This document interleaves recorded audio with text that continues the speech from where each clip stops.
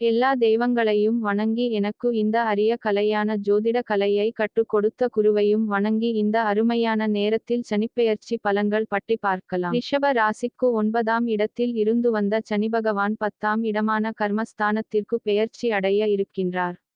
சனி தன்னுடைய 3ஆம் பார்வையாக அயன சயன ஸ்தானத்தை பார்ப்பதினால் தூக்கமின்மை சார்ந்த இன்னல்கள் அவ்வப்போது ஏற்பட்டு நீங்கும். நெருக்கமானவர்களிடத்தில் அனுசரித்து செல்வதன் மூலம் சாதகமான வாய்ப்புகளையும் பயனற்ற கருத்து வேறுபாடுகளையும் குறைக்க இயலும். வெளியூர் மற்றும் வெளிநாடு தொடர்பான வேலைவாய்ப்புகள் சிலருக்கு சாதகமாக அமையும். கனவு சார்ந்த இன்னல்கள் குறையும். பயணங்களின் மூலம் அலைச்சல்கள் அதிகரிக்கும். உடனிருப்பவர்கள் பற்றிய புரிதல்கள் உண்டாகும். பலதரப்பட்ட சிந்தனைகளின் மூலம் மனதில் குழப்பமும் செயல்பாடுகளில் ஒருவிதமான சோர்வும் ஏற்பட்டு நீங்கும். சனி தன்னுடைய 7ஆம் பார்வையாக சிம்ம ராசியான சுகஸ்தானத்தை பார்ப்பதினால் வாகனம் தொடர்பான பழுதுகள் ஏற்பட்டு நீங்கும். சுபகாரியம் தொடர்பான செயல்பாடுகளில் அலைச்சல்கள் அதிகரித்தாலும் அதற்குண்டான பலன்களை கிடைக்க பெறுவீர்கள். சுபகாரியம் தொடர்பான விரயங்கள் உண்டாகும். கணவன் மனைவியிடையே ஆரோக்கியமான விவாதங்கள் தோன்றி மறையும். நெருங்கிய உறவினர்கள் மற்றும் நண்பர்களிடம் ஏற்பட்ட கருத்து வேறுபாடுகள் மறையும். முயற்சிகளில் இருந்து வந்த மறைமுக எதிர்ப்புகள் மற்றும் தடைகளை அறிந்து வெற்றி கொள்வீர்கள். உங்களின் மீது ஏற்பட்ட அவப்பெயர்கள் நீங்கும்.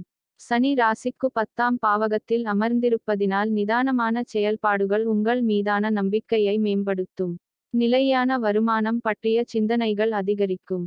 சாதுரியமான செயல்பாடுகளின் மூலம் ஆதாயத்தை மேம்படுத்துவீர்கள். பெரியோர்களின் சந்திப்பால் இழுபறியான சில செயல்களை செய்து முடிப்பீர்கள். நிலம் மற்றும் வீடு விற்பனையில் நல்ல லாபம் கிடைக்கும்.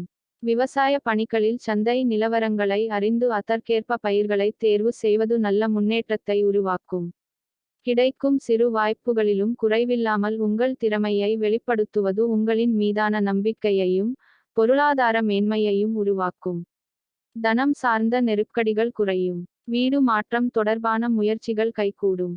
செய்கின்ற முயற்சிக்கேற்ப வருமானம் மேம்படும். சுப விரயங்கள் உண்டாகும்.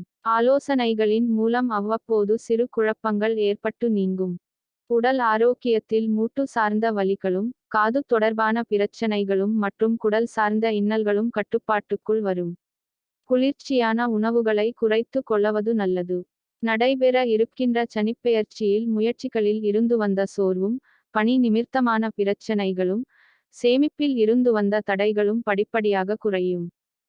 நடைபெற இருக்கின்ற சனிப்பெயர்ச்சியில் பயணம் சார்ந்த செயல்களிலும் நண்பர்களிடமும் பிறமொழி பேசும் மக்களிடமும் கவனத்துடன் செயல்படவும். பிரதோஷ தினத்தில் சிவபெருமானை வழிபாடு செய்து வர நன்மை உண்டாகும். வெள்ளிக்கிழமை தோறும் ஆண்டாளை வழிபட மனதில் ஏற்படும் சஞ்சலங்கள் அகலும். பொதுப்பலன்களான இவற்றில் திசாபுத்திக்கு ஏற்ப மாற்றம் உண்டாகும் என்பதை நினைவில் கொள்ளுங்கள்.